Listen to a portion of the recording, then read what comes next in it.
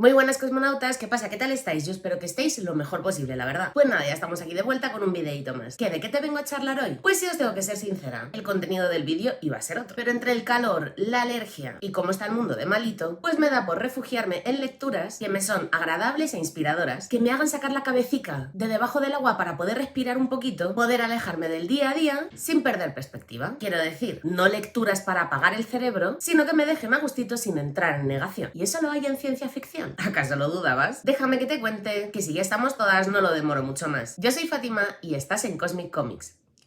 ¡Empezamos!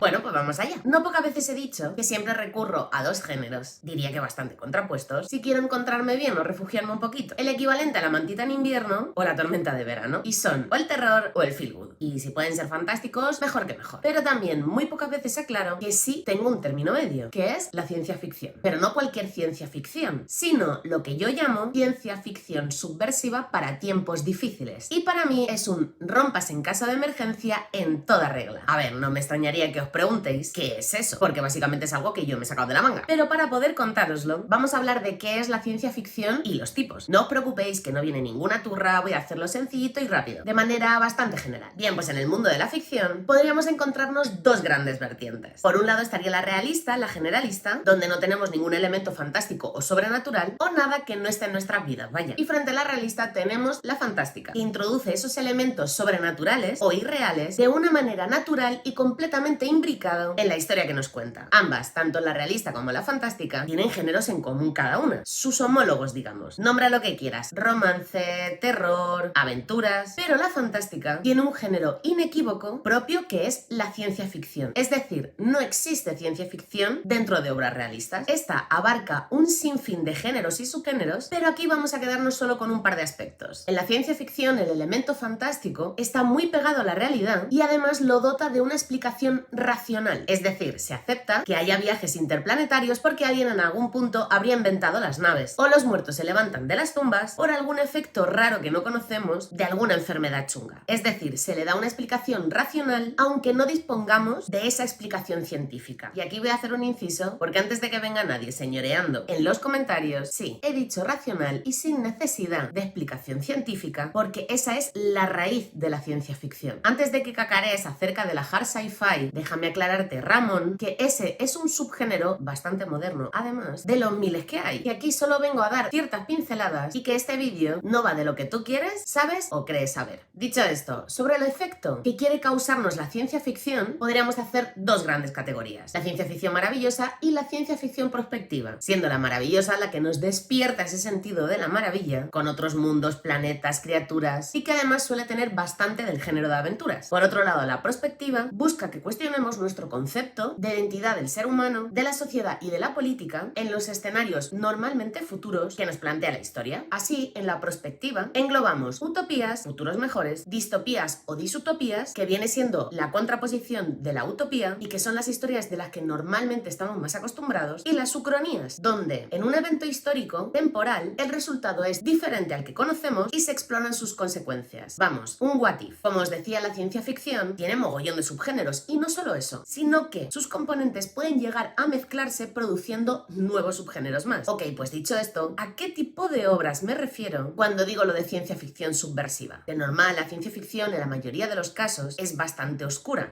quitando la maravillosa. Ya no solo a nivel social o político, donde podemos entrever hasta dónde podemos llegar si se sigue un camino determinado o qué seríamos capaces de hacer nosotros individualmente en esas situaciones, sino que ciertos aspectos han virado directamente al terror y los conocemos como propios suyos. Por ejemplo, es algo que pasa con los zombies, los muertos que vuelven a la vida. Tenemos infinidad de ejemplos de toda esta sci-fi oscura y en una época moderna, hasta sádica, por parte de los guionistas, en todos los soportes de la ficción: literatura, películas, series, videojuegos o cómics. Y sinceramente, ya estoy bastante cansada de eso. Y ok a los escenarios grotescos apocalípticos, pero para mí ya es suficiente de que muestren la peor cara de la sociedad o de uno mismo justificando atrocidades individualistas, básicamente heredado de la predominancia predominancia yankee, también te digo. Y no me vayas a venir ahora, Ramón, a decirme que qué quiero si son escenarios terribles, para los que además sin duda tú sí que estarías preparado, porque aparte de prepper y paranoico, has visto, leído, jugado mucho. Ficción, te recuerdo. O que yo que sé, en el mundo real todos reaccionaríamos así. A ver, todo eso está hecho por unos guionistas que hacen lo mismo que podrías hacer tú, es decir, imaginar y fliparte. Así que dispuestos a eso, yo también prefiero que sean historias guionizadas por gente afín a mí, y no por un exagente de la CIA, por ejemplo. Porque tal y como están las cosas ahora mismo, con el genocidio en Gaza, gobiernos regresivos, auge de extrema derecha y el asomo de pérdida de derechos conquistados por las feministas y les queer, pues elijo esperanza. En que por muy mal que vaya todo, podamos imaginarnos haciendo frente de manera colectiva y cuidándonos, pase lo que tenga que pasar. Así que ese es el tipo de cómic que traigo hoy. Eso es para mí la ciencia ficción subversiva para tiempos difíciles. Historias para refugiarse y que nos insuflen un poquito de oxígeno en el mundo que nos ahoga.